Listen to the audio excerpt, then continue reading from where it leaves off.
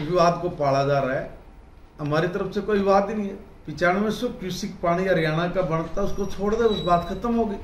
वहाँ पे धिंगा मस्ती करना, दादागिरी करना, अपने छोटे भाई का गला काटना, वो मर जाए, इसमें उनकी खुशी है। अरे भाई, हम लोग पाकिस्तान को पानी दे रहे मगर अपने भाई को पानी नहीं देंगे, कमाल की बात होगी। इसका मतलब तुम्हें सने नहीं है अपने छोटों से। सड़क पे तो उतर के तुम कह रहे थे छोटा भाई बड़ा भाई और संघर्ष की, ये बात याद रखेंगे।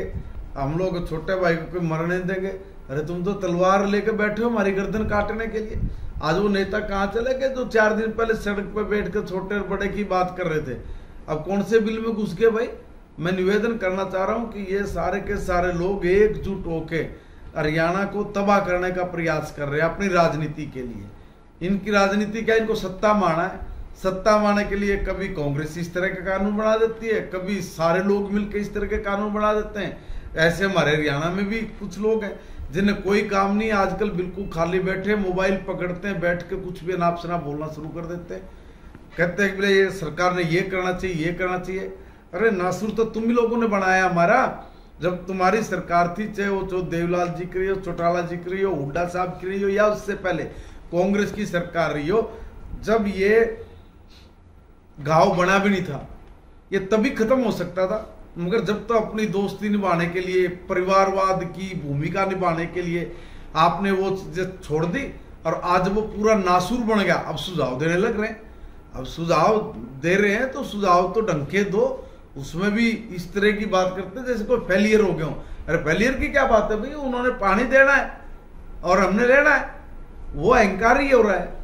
उसके बारे में ये लोग जो तुम लोग कह रहे कोई संविधान, मोदी जी ने संविधान जी को खत्म कर दिया है, संविधान समाप्त हो रहा है, कौन खत्म करने पर लग रहे हैं?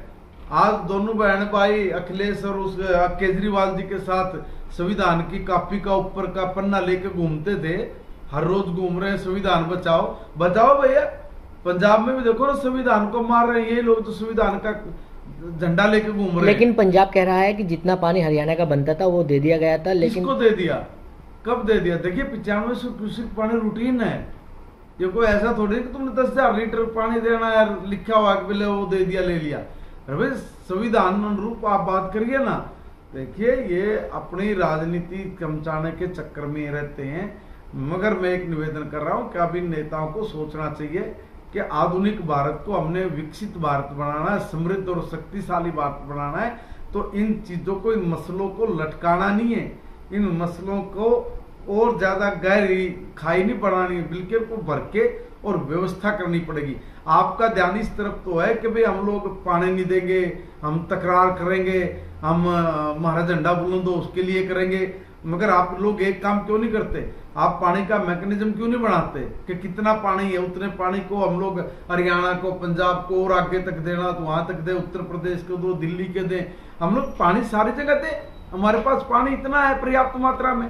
आप उधर जाने की बजाय अपनों को पानी देंगे, कसाई को पानी दे दोगे, कमाल की बात कर रहे हैं आप। वहां तो तकरार करें, इस तरह की बात तो समझ में आती है कि भाई हम लोग पाकिस्तान को एक बूंद पानी लेकिन सर आज अगर हरियाणा को एक बूंद पानी देंगे, ये कौन सी बात? लेकिन आज केंद्र सरकार ने गृह सचिव जो सचिव हैं उनकी बैठक बुलाई है, क्या लगता है कि निवारण हो पाएगा?